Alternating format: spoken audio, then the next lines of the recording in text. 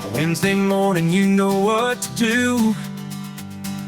Tune into the podcast just for a few. I'll be your guide with tips for your trade. Business success, that's what we'll create. They call it private practice, a world of its own, where entrepreneurs thrive and dreams are grown. From marketing strategies to financial know-how, I'll share the secrets, come on and take a bow. Welcome to the Private Practice Podcast, where I'll help you thrive and we'll have a blast. Tune in every Wednesday, and you'll soon see your business success. It starts with me.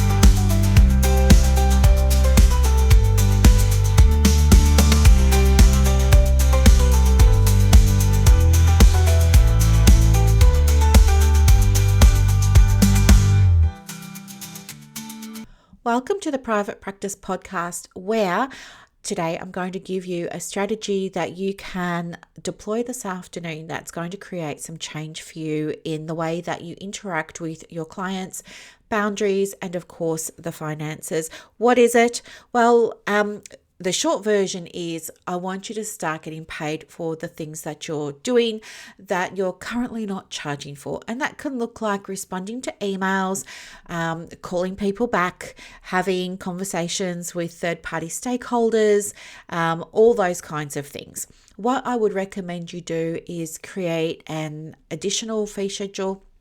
I want you to attach it to the back of your informed consent form or your client onboarding, and it's just going to have a table in it, and it's going to break down, this is what I charge for if an email is going to take me 15 minutes to read and reply to, half an hour, 45 minutes. Same for a phone call. This is what I charge for case conferences with schools, teachers, psychiatrists, all that kind of thing. Put those fees and charges in the as I said, in a table at the back of your forms, and it's going to provide a few things. Number one, it's going to convey to clients that your time is valuable and precious. If they want it, they can use it within reason. So of course, maybe you're not going to charge for every single email, obviously.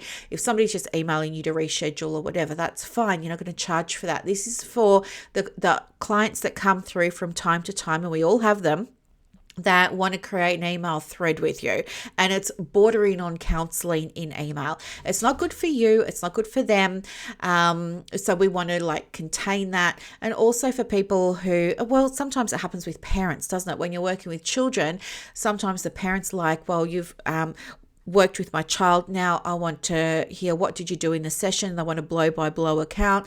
They want you to then speak to the educator or the wellbeing officer at the school and Be happy to do those things, but let people know there is going to be an invoice associated with this. And the other tip too is to issue the invoice and don't do those things that you're being asked to do until you receive payment, because the other thing is you're going to have clients that say, yeah, I'll pay the invoice, and you will pick up the phone and speak to the school or speak to the lawyer or speak with their partner or whatever it is, and you won't get paid because they're just not going to pay that invoice. So heads up from somebody who's got loads of experience in this area, get paid before you do the service for those ancillary things. So there you go.